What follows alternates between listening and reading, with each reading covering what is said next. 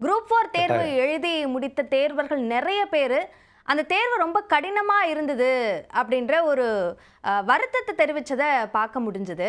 So TNPSC இப்படி கடினமாக இருக்கணும் என்று எதிர்பார்த்து இந்த வினாத்தாள செட் பண்ணாங்க அப்படின்னு பார்க்கணுமா?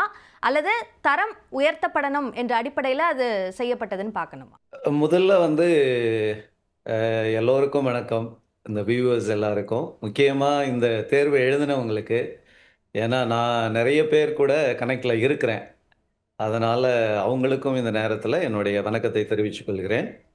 அ இந்த கேள்வி ஒரு நல்ல கேள்வி. ஏன்னா, நம்ம இத வந்து நெறைய டீல் பண்ணிக்கிட்டு இருக்கோம் இத பத்தி. இப்ப தேர்வு எழுதுவோரை பொறுத்து அங்க ஒரு ஒரு அடிப்படை புரிதல் நமக்கு வேண்டும். ஏன்னா, இன்னைக்கு வந்து ஒரு பள்ளி தேர்வுகளா இருந்தாலும் சரி, கல்லூரி தேர்வுகளா இருந்தாலும் சரி, அதுல வந்து சில பேரு சுலபமா இருந்தது, சில பேர் ரொம்ப கடினமா இருந்ததுன்னுவாங்க.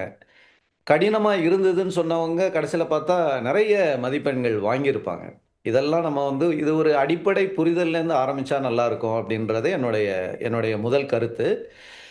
நான் சென்ற இடங்களிலும் அப்படிதான் இருந்தது. நெறைய பேரு வந்து சுலபமா இருந்ததுன்னு சொல்றது. தரமாக இருந்ததுன்னு சொல்றது. சில பேர் வந்து ரொம்ப கஷ்டமா இருந்துச்சு.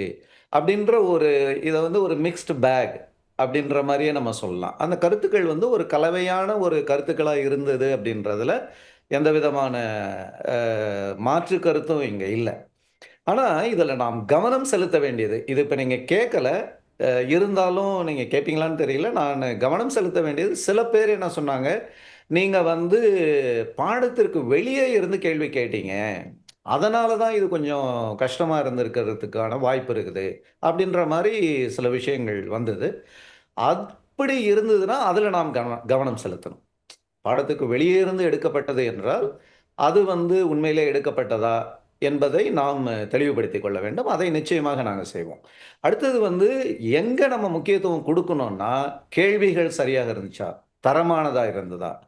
இன்றைய சூழலுக்கு ஏற்ப இருந்ததா? ஏன்னா, இன்னைக்கு எல்லாருக்குமே ஒரு எதிர்பார்ப்பு என்னன்னா, இன்றைக்கு அரசு அலுவலர்கள் இன்றைய காலகட்டத்திற்கு ஏற்ப இருக்க வேண்டும் அப்படின்றது தான் ஒரு ஒரு பொது கருத்து. ஒரு பொதுவா நிலவுகின்ற ஒரு சூழல். அப்ப அதற்கு ஏற்ற இது போன்ற அளவுகோல்கள தான் அங்க நம்ம வைக்கணும் அப்படின்னு நான் நினைக்கிறேன்.